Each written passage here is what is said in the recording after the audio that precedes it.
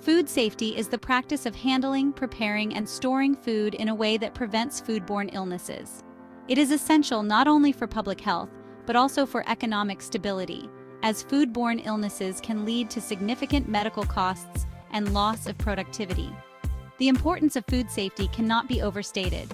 It protects individuals from health risks associated with consuming contaminated food, maintains consumer confidence in the food supply, and ensures compliance with regulations that govern food production and distribution. Key food safety regulations include the Food and Drug Administration, or FDA, which oversees the safety of food products in the United States. Globally, the World Health Organization, or WHO, provides guidance on food safety practices. Additionally, the Hazard Analysis Critical Control Point, or HACCP system, is a preventive approach to food safety that identifies potential hazards and establishes control measures. Foodborne illness is an illness resulting from the consumption of contaminated food. Millions of cases occur each year, with severe consequences for vulnerable populations such as children, the elderly, and those with weakened immune systems. Key statistics illustrate the impact. The CDC estimates that 1 in 6 Americans get sick from foodborne illnesses each year. This not only affects health but also increases the economic burden, including healthcare costs and loss of productivity. There are different types of contaminants that can lead to foodborne illness. Biological contaminants include bacteria like Salmonella and E. coli, viruses such as norovirus, and parasites like Giardia. Chemical contaminants can be pesticides, cleaning agents, or food additives that exceed safe levels. Physical contaminants might include foreign objects like hair, glass, or metal shards. Let's discuss some of the most common foodborne illnesses, providing details about each. First, Salmonella. It is found in raw eggs, poultry, and unwashed fruits and vegetables. Symptoms include diarrhea, fever, and abdominal cramps. Prevention involves cooking food thoroughly and practicing good hygiene in the kitchen. Next, Escherichia coli, or E. coli. It is often associated with undercooked ground beef, unpasteurized milk, and contaminated water. Symptoms include severe stomach cramps, diarrhea, often bloody, and vomiting. Proper cooking temperatures and washing hands and surfaces are essential for prevention. Listeria is another common illness. It is found in deli meats, hot dogs, and soft cheeses, particularly those made with unpasteurized milk. Symptoms include fever, muscle aches, and can be severe for pregnant women. Refrigeration of perishable items and avoiding unpasteurized dairy are key preventive measures. Norovirus is highly contagious and can be found in contaminated water, shellfish, and surfaces. Symptoms include nausea, vomiting, and diarrhea. Thorough hand washing and sanitizing surfaces are crucial for prevention.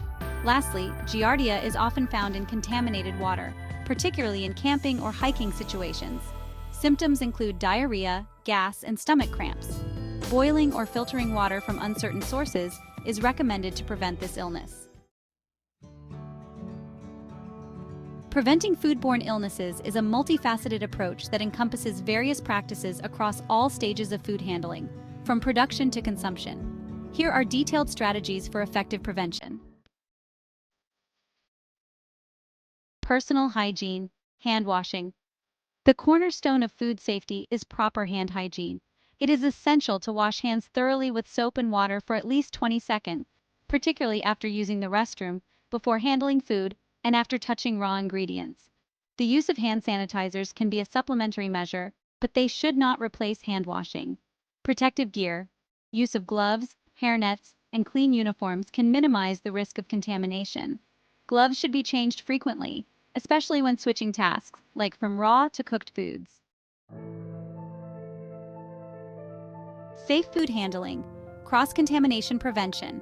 This involves preventing harmful microorganisms from spreading from one food item to another. Use separate cutting boards for raw meat, poultry, and vegetables. Always sanitize surfaces and utensils after preparing raw foods. Cooking temperatures. Cooking food to the appropriate internal temperatures is critical for killing pathogens. For instance, poultry should reach at least 165 degrees Fahrenheit, while ground meats should be cooked to 160 degrees Fahrenheit. Using a food thermometer can help ensure that food reaches these safe temperatures. Storage practices.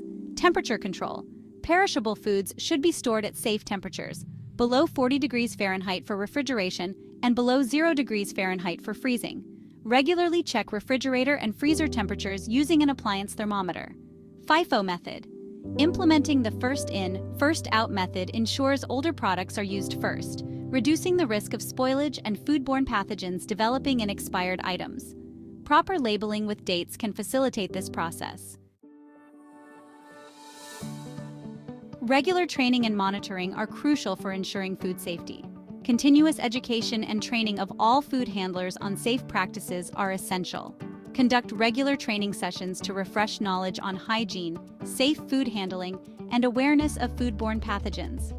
Implementing monitoring systems, such as daily temperature logs for refrigeration units, can help maintain standards and identify issues proactively. Environmental controls are a key component of food safety. Ensure the food preparation area is clean and free of pests.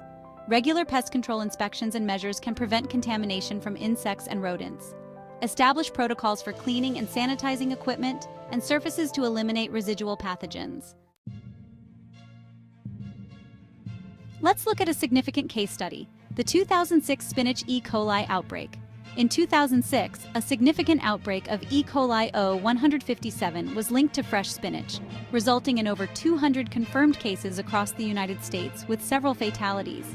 The investigation revealed that the contamination likely originated from agricultural runoff, which contaminated spinach fields.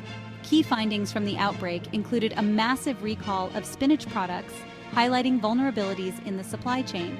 It was determined that the contamination could have been prevented through enhanced agricultural practices, such as establishing buffer zones between fields and sources of contamination, like animal pastures, to reduce the risk of runoff. Regular testing of irrigation water for pathogens could have detected contamination before crops were harvested. The aftermath of the outbreak prompted the industry to adopt stricter safety standards, including improved farm management practices and increased traceability of food products from farm to table. In conclusion, food safety is an ongoing commitment that involves everyone in the food supply chain, from producers to consumers. The prevention strategies discussed are critical for minimizing the risk of foodborne illnesses and ensuring public health. As food technology evolves, so too must our practices. Staying informed about emerging pathogens, changes in regulations, and advances in food safety science is essential. By rigorously applying these prevention strategies and learning from past outbreaks, such as the 2006 spinach E. coli case, we can build a safer food environment. Ultimately, fostering a culture of safety within the food industry is imperative for protecting public health and maintaining consumer confidence in the food supply.